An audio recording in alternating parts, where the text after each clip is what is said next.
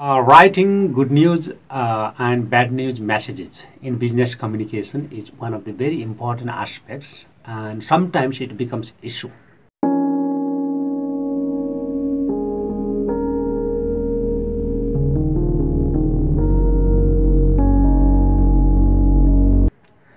And the business persons and the students who are studying business communications, they often face various types of problems regarding how to write good news and bad news messages. So good news messages, also called positive messages. So when we correspond the message from written form, at that time, if the message contains something positive or neutral information, then this is called good news. And bad news, obviously, the term itself suggests that the negative messages that we use when we communicate for the official and business purposes. Good news messages. Well, good news messages itself refers to the correspondence of good or positive messages for the audience. So when we correspond the messages which contain the positive information, positive news, then that is called good news message. Let's think about what type of messages can be good news messages. So positive messages include messages where the audience is expected to react in a neutral or positive manner.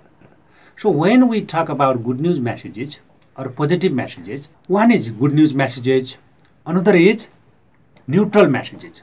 So both of messages come under positive or good news messages. So positive messages tend to consist of routine or good news. Here we can say that for routine or everyday messages such as order and supply about everyday business transaction are routine news, whereas job appointment, salary raise, lottery or any other information related to extra benefit are positive messages. Both of them are categorized under positive messages. So under good news messages or positive messages, two types of messages are categorized. One is routine messages that we especially done when we engage in everyday business transaction. We make some sort of order, demands, and we supply in written communications.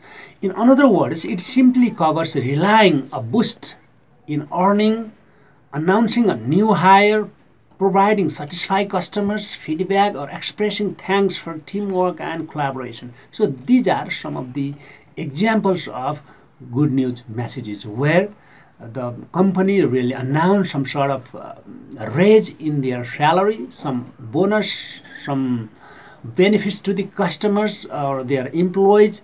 It comes under the good news message. So here is a question. Why do we need to clearly mention our message as positive or negative? There are various reasons behind it. We should make very clear our message whether it is positive or negative, because the official or business scenario is somehow different. Let's see one scenario over here. Hopefully, most of the communication you will do in the workplace will involve giving neutral or good news. Usually, a direct approach is best. Consider the context in which most people receive workplace communication. Some studies have found that the average worker receives 90 emails per day and sends 40 emails per day. Now imagine that every time the worker receives an email, they need to spend 1 minute rereading it because the point of the email was not immediately obvious. The worker, the employees are under pressure. Every day they receive many emails and they have to read them and respond accordingly. So if our message, if our subject matter is not clear, they might have to invest a lot of time to read and understand our message and to respond to us. How to write a positive message? When it comes to neutral or positive messages, usually the best strategy is to get to the point, make it clear. So when we are writing positive messages, there is a question how to write it. What are the tips and ways to write positive messages? First one is we need to answer why we are writing. or why you are writing the message. Obviously, there should be an objective. Then only you can make your message clear. Then only you can make your message worth to read. Then only you can convince your reader to read your message, because you have the reason to write the message. So first of all, be clear about the reason why you are writing your message.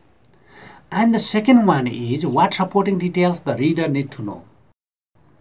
There is a purpose. You have a reason, certain reason to write an email, to write a message, to write a letter.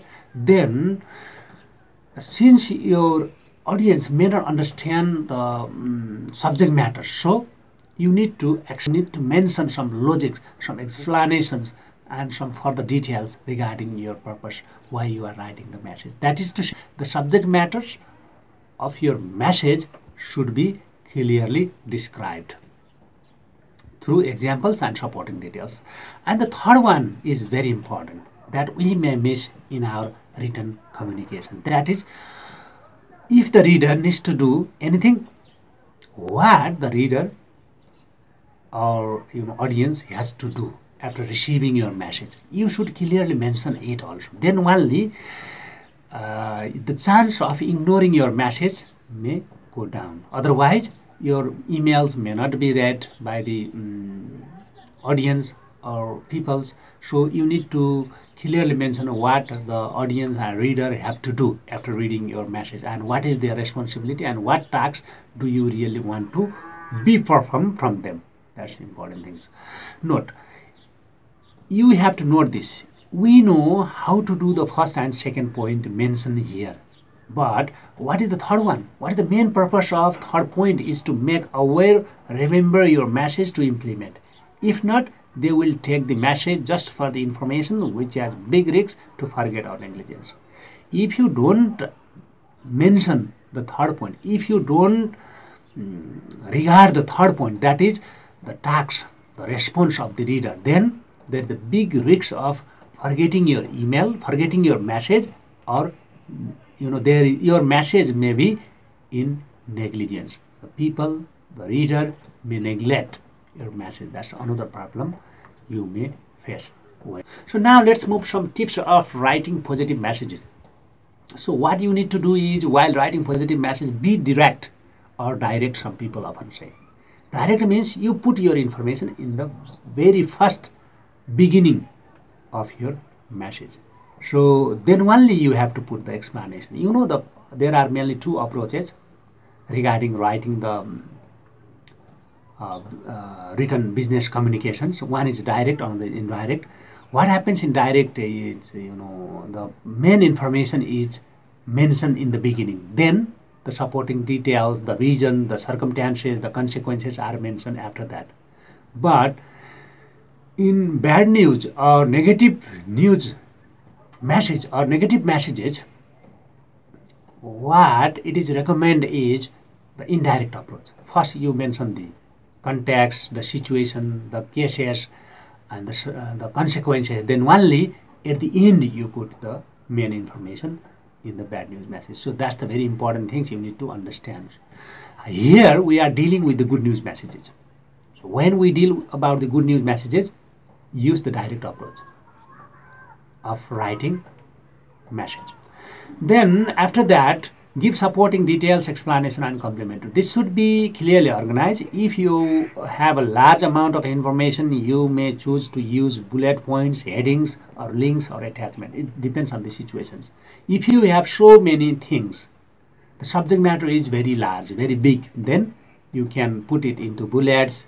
You can give some link or attachment based on the the nature and size of the information that you require.